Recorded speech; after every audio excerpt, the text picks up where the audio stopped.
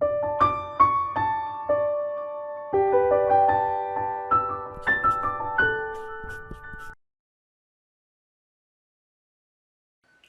everyone, welcome back to the audit and attestation class. In this class of assessing the risk and developing the response to those planned risks, we'll be covering two major topics. First one is planning and engagement. Second one is developing an overall engagement strategy for audit and non-audit engagement. So let's dive into for more detail. There you go.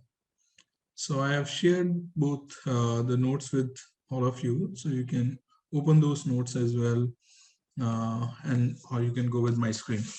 So in this chapter, like chapter 3, like in the book, it's sequence chapter 3, but fundamentally it's chapter 2. First chapter was just an overview for the entire audit examination, as well as like the purpose of exam and skill they are testing and so on and so forth. But in second chapter was like around 15 to 25% of your CPA exam, and this chapter is around 25 to 35% of your exam. So on an average, you can expect 30% of your examination would be coming from this chapter. So you can say like this chapter 3 in the book or in the notes, or chapter 4, they are the most important chapter. They'll be covering like more than 70, almost 65 to 70% of your examination, right? So initially in chapter 2, or you can say the first chapter of the main body, what all things we understood. Maybe let me quickly walk you to the overview section. Yeah, if you see like in chapter 1, we discuss in chapter 2, we discuss about ethics, professional responsibility, and journal principle, which I said like around 15 to 25% of your examination. So if you look at like from the audit standpoint of view, audit cycle standpoint of view, what we have studied so far, what kind of audits are there, like audit engagement, attestation engagement, review engagement, agreed upon procedure, so on and so forth. That's what we understand. And then we understood about the government auditing standard also, right? Who is the governing body? What are the auditing standard? Who is writing auditing standard? What are the accounting standard? Who are writing accounting standard, right? Then we understood about like ethics, professional responsibility, independence, rule of independence, laws of independence, and all those stuff which we have studied in 2.2. And then we understand like terms of the engagement, like the acceptance and continuous cycle of the engagement, like what engagement you can accept, what engagement you should not be accepting, right? We discuss that in detail. And then we discuss about like writing an engagement letter. That means formally getting into an agreement with your client, right? And after that, we discuss about certain requirement for the audit engagement documentation when you are accepting new engagement, right? So we discuss those things in detail. And then certain communication which are being mandatory with the management, those charged with governance, predecessor auditor, right? And then we discuss on the firm's quality control standards, and including you can say quality control at the engagement level also, right? So these all things we have studied so far in last couple of classes which we have completed. Now we'll be jumping into audit. So far earlier what we have studied is being requirements from the CPA firm standpoint of view, requirement for the CPA standpoint of view, laws, regulations, standards, all those things which CPA need to follow, right? And then what all things as a CPA we need to consider before accepting an engagement, and the scope of engagement, right? Now we have accepted the engagement, we have signed up the engagement letter. Now let's jump into the actual audit, right? So what you do before starting the audit, the main thing is you will be doing the planning for the entire audit, right? How many of you are being engaged in audit practice, or any idea you have what you do in planning section of audit? Anyone have any idea, some sort of understanding at the planning stage of audit, what exactly we do? कुछ थोड़ा बहुत Sir, understanding the business, identifying the risk, walkthrough, materialities, calculating materiality. Yeah.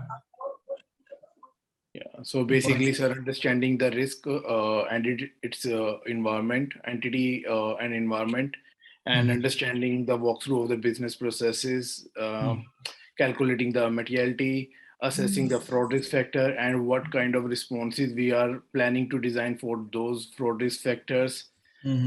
Performing inquiries with the management, with those charged with governance at the initial stages, to get more understanding of the business, what has went throughout the year with the client, doing the engagement formalities and everything. Yeah, all these stuffs. Yeah, very good, Ankush, very good. Anyone else would like to, Ankush and Kush, what they have shared?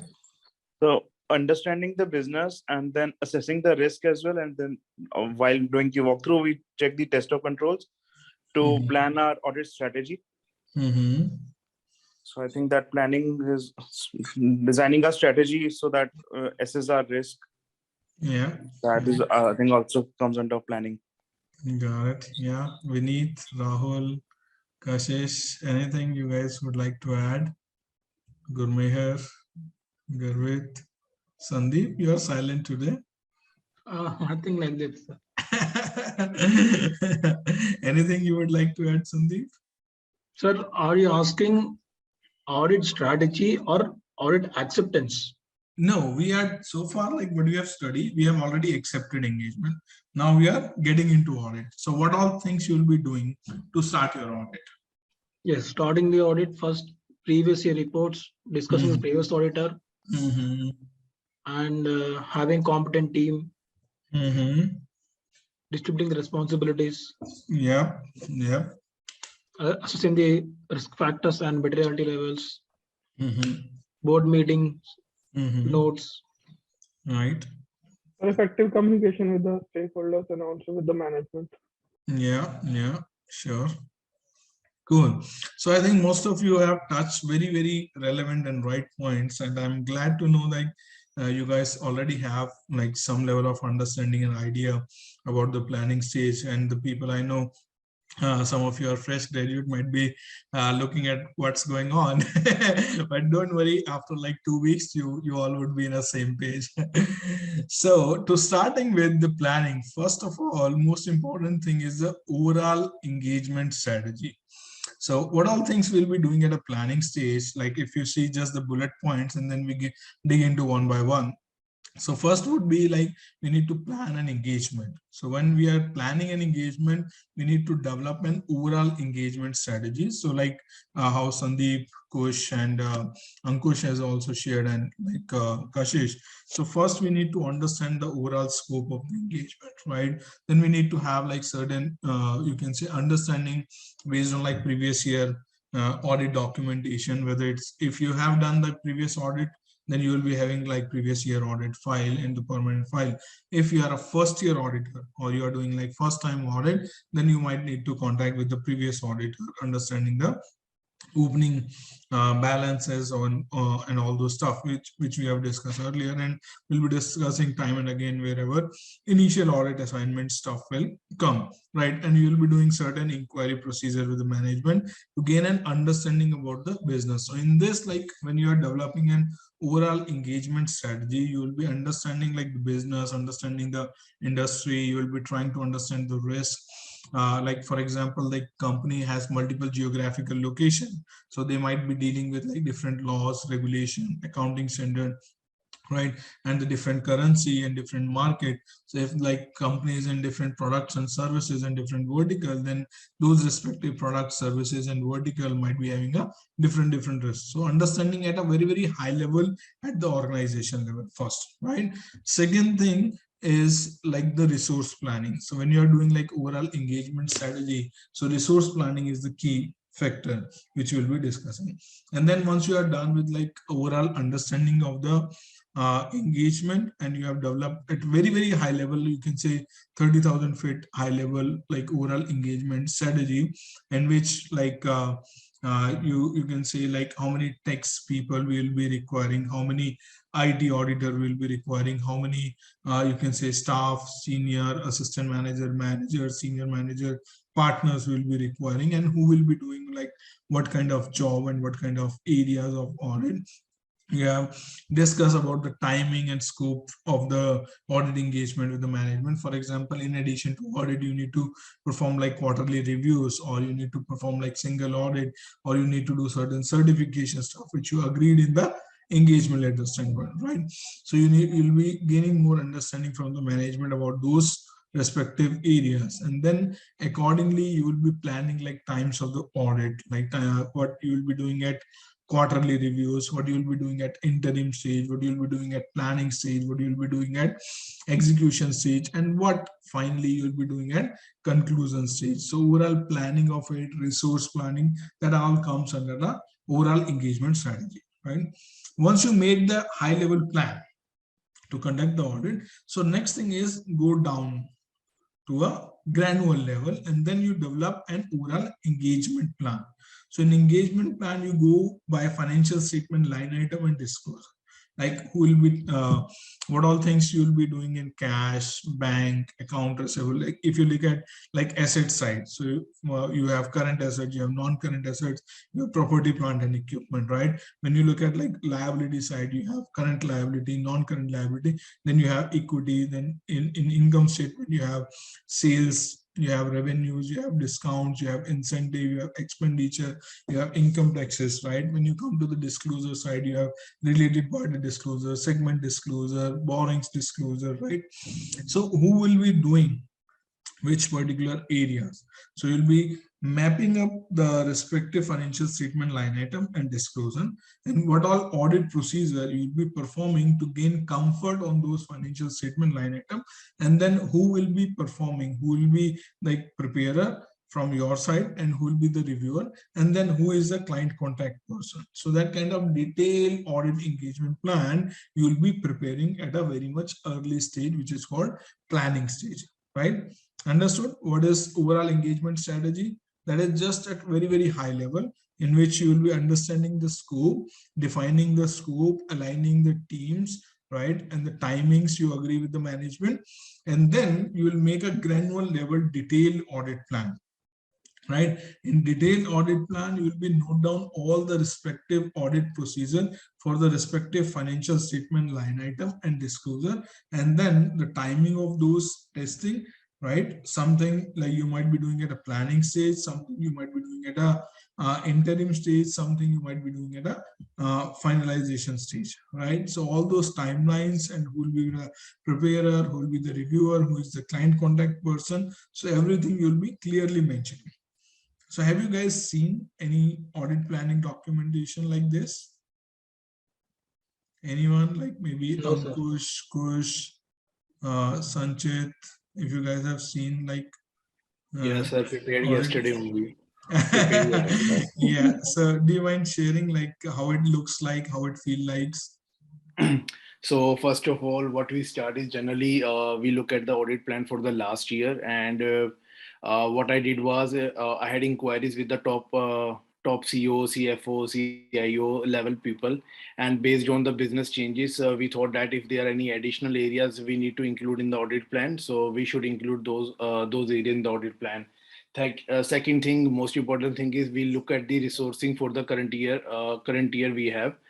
Because resourcing generally changes from year to year. So we have to look at the level of the people and what are their competence and the skills available we have, so that we can allocate areas accordingly. For example, if I have to prepare an audit committee presentation, I can't allocate to a staff one who is just a entry level at an entry level job level, right? So I will do it at my level. If I have to perform the fraud risk inquiries from the top management, I will do it at my level, and might involve senior manager or the director also in those calls. So we have to consider all those aspects also, because senior manager and director have more insights into the business of the client. Uh, Audit plan also should include the deadlines, the planning milestones date. Generally, most of the big fours now have implemented the milestone concept, like planning should be done by these dates, interim work should be done by this date, and the finalization should be done by this date. So all the audit teams are not doing stuff like I think 5 years back, what generally audit team used to do is that at the time of the finalization, they are documenting their planning work paper if they have not documented it. Now it has changed. The sign-offs on the audit documentation should be done according to the milestones. So we need to specify if a particular area should be done by this date, and this person will be signing off. There are certain requirements, especially in the US GAAP, US audit environment, like which document should be signed by the partner and which document is enough to be signed by the senior manager level. So we need to plan that also in the audit plan. And yeah, there are other stuffs like hours and everything also. Yeah. No, thanks a lot, Ankush. I think this is really helpful. Anyone would like to add what like Ankush has shared? So any one of you have experience looking at planning document or working on planning stuff in an audit engagement? Yeah, Sandeep, Kush, Nimisha. Sir, I have never seen an audit plan, sir, because my firm is a sole proprietorship firm. We used to analyze GST returns, bank statement, ESI, returns, and the turnover is like only 2 to 3 crores maximum. Got it. Yeah. So no, I think Ankush has very well explained. So I can add few things here, like what Ankush has shared, like in the overall audit engagement plan. So like I said, we'll be having like what Ankush was sharing, like he was having like previous year audit work papers, and this year was like continuance of the previous year audit engagement. But the challenge may be arrive when you have like first time you are doing an audit. Like for example, like when I went on a rotation for the General Motors back in 2018, so we were doing like first time audit of the General Motors, so we were not having any previous year audit work paper and all those stuff, right? So there you need to develop and you need to write all those respective planning audit plan, in which you'll be writing all the audit procedures need to be performed, like whether it's an walkthrough, test of controls, and if you're a test of control, what all controls you'll be testing, analytical procedure, what all type of analytical procedure you might be performing, test of detail, what all things you'll be doing, like inspection, observation, inquiries, and verification of the respective documents to gain the comfort over the respective assertion. And most important thing, like which Ankush has also bring here, is the timelines. So timelines is very important nowadays in audit profession. Like earlier, like the regulatories were not very stringent and not very tough on this timeline, but now like PCOB especially has put very stringent or tough, you can say, regulatory requirements to all the firm who are registered with the PCOB and doing the audit of the listed company. They mandatorily need to follow certain timelines, because of which all these big consulting firm, they have implemented in their process, in their system itself, those timelines, which include like signing off the timeline, right? Complete audit trail for the respective documents and all those stuff, right? So this is about like high level planning and engagement. So here, like we are just going through overview, so we'll be going in detail one by one, don't worry, so we'll not miss out anything, right? Second thing is, like once you have done like understanding, you can say the detailed engagement plan, but here like few things will go concurrently. So audit engagement planning is not any document which you have done at the planning stage and cannot be changed later on. So the planning document is something which continuously update based on the updates you receive when you are conducting the respective audit.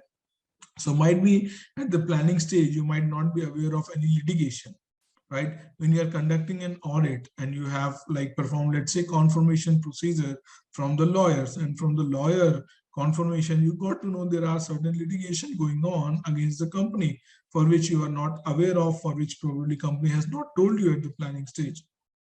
Then you need to go back and update that planning document and add the additional procedure you are planning to perform. And if it is impacting the management integrity, then you need to look at management overriding of control and additional procedure in other areas also, where management judgment or management estimates are more involved, right? So planning is kind of a document which you continuously look at it and continuously improve as and when you go into the different stage of the audit engagement, right? Now coming to 3.2, understanding of an entity and its environment. To conduct an audit for any audit client, you have to have an understanding of the overall entity environment, both internal as well as external. So external factor, what could be external factor? Like for example, industry. If let's say it's an oil and gas industry, then the respective laws and regulation of that industry. Or if say, let's say it's a Bitcoin or it's an NFT, right? It's highly volatile market, right? Or if it is an investment company who do investment in different mutual fund, different stock, so highly volatile market. So you need to first understand in which market your client is, right? And which product and services your client is dealing with. For example, if your client is dealing with liquor products, so highly regulated market, highly you can say stringent regulation and heavy penalties for any misconduct in those areas. So if your client is more into import and export business, then there are different regulatory requirements. If your client has like multiple geographical location, then those different locations may have different currency as well as different risk, right? For example, if you have a plant in, let's say, the country like Ukraine, so then at this point of time, it would be very difficult for you to value the assets, value the inventory which are lying in Ukraine plant, let's say, right? So all those factors are called external factor.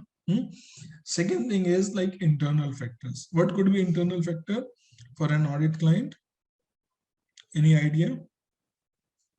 Or any thought? Maybe CEO has left his position, or there was any bribery charges or any fraud in the current year. This could be the internal factors. Yeah, absolutely right. Anyone else would like to add? Yeah. No. Okay, no, it's like internal factor, maybe like your products, your services, your management, your key management person, your like integrity of the management, overall you can say internal controls environment within the organization. Those all comes into the internal factor which are which like management can control, right? External factors are those factors on which like management do not have any control. Internal factors are those factors on which like management do have control. Then after we'll be understanding in details about the entity business process, control environment, including information technology system. So business processes. So if you see like the flow going on, like initially we did like acceptance continuous, then we sign up engagement letter, then we have developed like overall engagement strategy, then we'll be developing engagement audit plan, then we'll be going into understanding, like starting execution phase, right? Execution of planning basically. In execution of planning, we'll be looking at external factor, internal factor, right? Now we are coming down further to the business processes. Business processes is like sales and receivable process, purchase and payable process, payroll management process, inventory management process, property, plant and equipment process, right? So at the respective financial statement line item processes, basically those will be understanding. So first thing is we are at understanding phase. Once we understand, then only we'll be in a better position to conduct the audit. So right at the planning stage, most of the thing what we are doing is to develop our understanding for the respective business processes, control environment and IT system. Then after we'll be understanding the design of internal controls around those processes. How do we understand? We'll be reading through process narrative, standard operating process, or maybe if they have like any desk procedures, right? So we'll be getting those information and document from the management, and we'll be reading it, understanding the flow of transaction, right? Then we'll be doing the validation of our understanding. How do you validate the understanding? By performing a walkthrough, right? And when you do the understanding of the respective business process, you understand like IT environment, you understand control environment, you understand like entity level controls, right? And then accordingly you develop, you update your planning if needed wherever, right? So after that, we'll be understanding IT environment, IT controls. IT controls are generally two type of control: IT general controls and IT application controls. So IT general controls are basically more of high level controls which are protecting the basic requirement for any IT infrastructure. Whereas application controls are at respective application. For example, inventory management system, right? For example, payroll management system, for example, depreciation calculation or PPE management system. So those respective application for the respective configuration of the accounting system is called application control, whereas IT general control are like for your access control, right? Are more of environmental control, where you put like firewalls, you put access controls, physical access, logical access, right? Those things. And then like the overall configuration of the system, like 2 plus 2 is coming out 4. All the mathematical accuracy, 2 multiplied by 2, it's coming 4. So all those things are coming as a general control. And then specific control comes under the application control. For example, makers and checkers, segregation of duty, authorization metrics, who will be preparing, who will be reviewing, those all things come under the application control, right? And then after, we'll be understanding about the entity usage of service organization. So in our very first class, we discuss about service organization. Any idea what is service organization is? Service organization is an organization work to which we have outsourced our work and is carrying out all. Yeah, like payroll outsourcing, AP, AR, PPNE, or maybe accounting outsourcing. Those kind of company are called third parties, where we have outsourced the respective work to those, right? For that, we will be requiring like type 1, type 2, SOC 1, SOC 2 report. We'll be discussing more in detail about those as well, right? And then next point is limitation of controls and risk of management overriding of control. So no controls are across the globe or across the entity are perfect. So they are always be subject to management overriding, because management is always be in a position to override those controls, right? So those are certain limitations we'll be learning in detail, and how to, you can say, how to prepare your audit strategy and audit procedure to mitigate those limitations and to mitigate those risks, right? We'll be discussing that also in detail in 3.4. After that, if you see, next is 3.4, which is assessing the risk due to fraud, including discussion among the engagement team about the risk of management material misstatement due to fraud or error. So in 3.4, we'll be discussing more insight relating to fraud risk, right? So how do you identify the fraud risk? If you have identified the fraud risk, what all audit procedure you might need to plan, and when you are performing those audit procedure, what all things you need to do, right? So we'll be discussing in detail relating to the fraud risk. We'll be discussing, hope from the first class you might remember fraud risk triangle. You guys remember fraud risk triangle? What are the three, you can say, areas because of which like fraud risk increase? Incentive, incentive and pressures, opportunities and rationalization, right? This is like fraud triangle. We'll be discussing that in detail, and then we'll be discussing like how you need to plan audit procedure to mitigate the respective fraud risk area. So what all inquiries are mandatory from the management, what all discussion within the audit team are mandatory. So like in audit team, we conduct like planning meeting, we conduct like interim review meeting, we conduct like conclusion meeting. Those couple of meetings are mandatory. Different firm give different name. Like in EY, we use EDAP, right? Have you heard about EDAP? Some of you are working in EY. EDAP meetings, have you heard about? Yes, sir. What is that?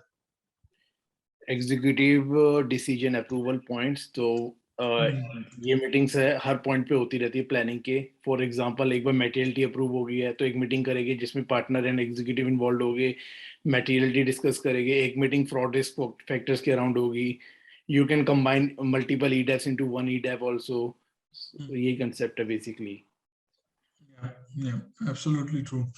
So in the like what all mandatory discussions are there in this meeting where executive are there? So one is like fraud risk discussion, that is mandatory discussion within the auditing. Second is it's a responsibility of the audit engagement leader to enforce the professional skepticism and professional judgment to all their team members. So it's being his or her responsibility to communicate in the respective planning meeting to all the team members that they need to work and adhere with the professional skepticism, whatever the audit procedure they would be performing in whatever the audit areas they are performing. It's being their responsibility to be to keep in mind professional skepticism all the time.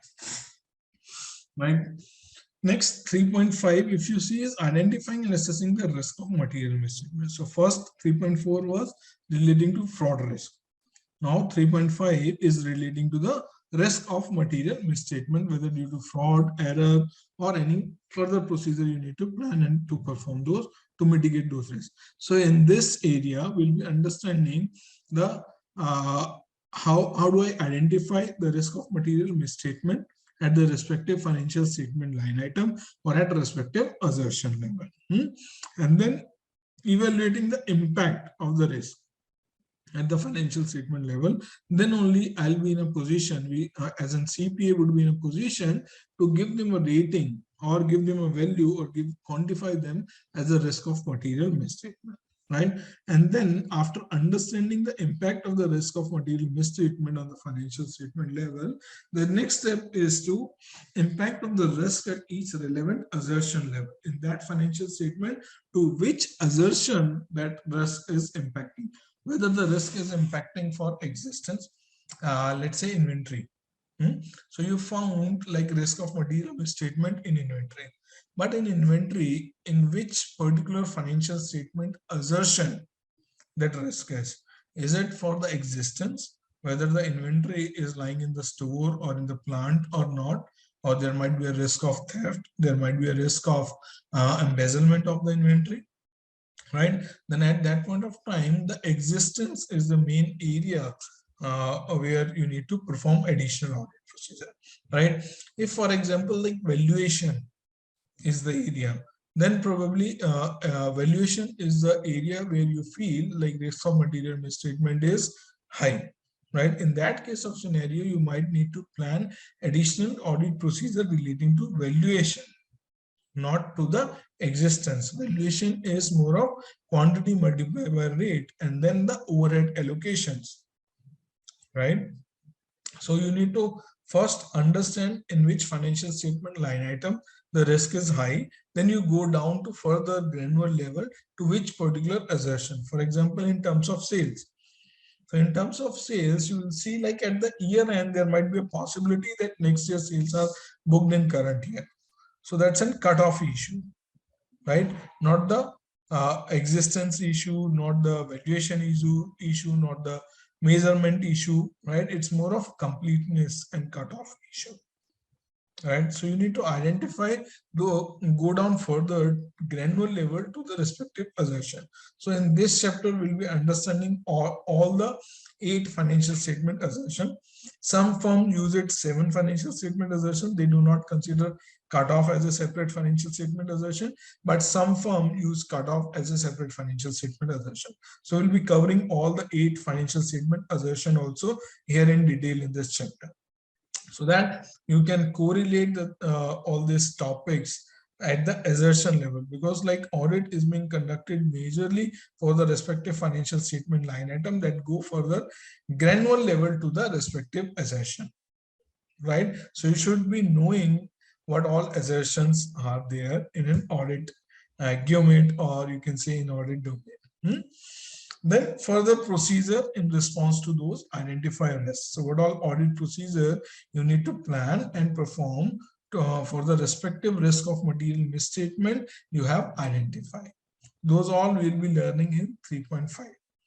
Then we'll be coming down to the materiality level, right? So materiality, we'll be understanding 4 type of materiality. One is like overall materiality at the financial statement level. Second is the performance materiality, on which you'll be performing and conducting the audit. Third is like materiality at the respective financial statement line item. It is called tolerable error, right? Then we'll be discussing about SAT, which is like minimum threshold amount. So we'll be discussing in detail about all those category of materiality as well.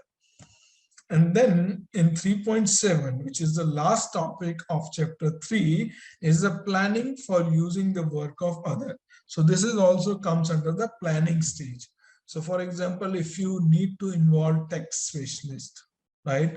If you need to involve actuarial, if you need to involve engineer, right? If you need to involve IT expert, if you need to involve lawyer, right? These all are specialists, whether it's your management specialist or an auditor specialist, right? So if you are involving, or it is required to involve them for the respective nature, time, and extent of the audit procedure you need to perform, then you need to plan for them as well in advance, right?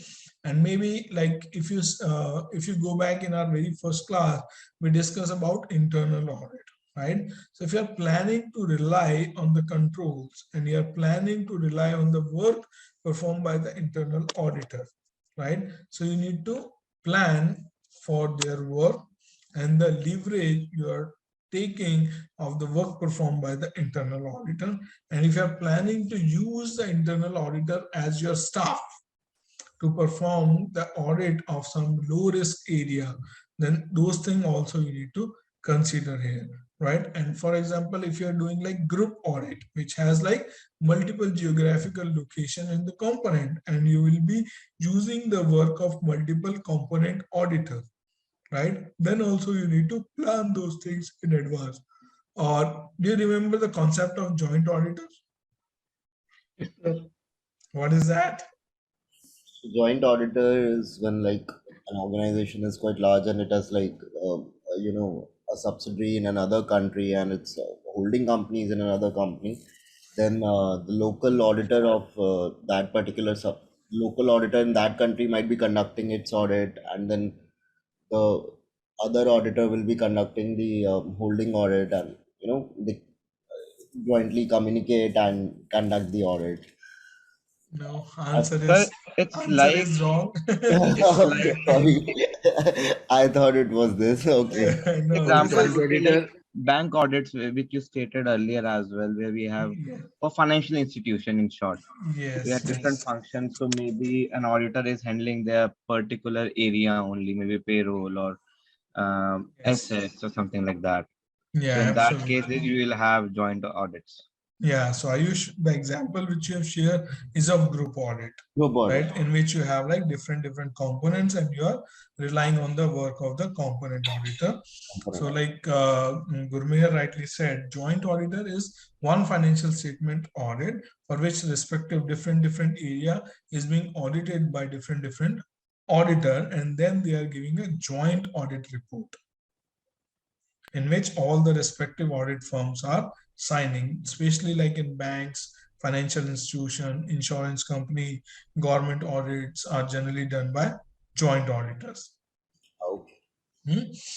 And So, sir, when we say that we can, when we are relying on the internal workings, So we are stating that we might use them as a staff, but if internal function has been outsourced by the company itself, so is it possible to use that purview also? Then it comes to service organization SO. Okay. So we'll be coming to that, what all reports you'll be requiring from their auditor, Okay. on which you can rely upon. So we'll be discussing those as well in detail. So this is all we are planning to cover in this week and next 2 weeks. So target is to finish off this chapter in this 3 weeks, and then like I think in 4 to 5 weeks we'll finish off rest of the 2. Oh, sorry, one more topic: specific areas of engagement risk. So litigations, claims, assessment, accounting estimate, related party, those are generally considered as like high risk area. So you need to plan and perform additional audit procedure around those areas, right?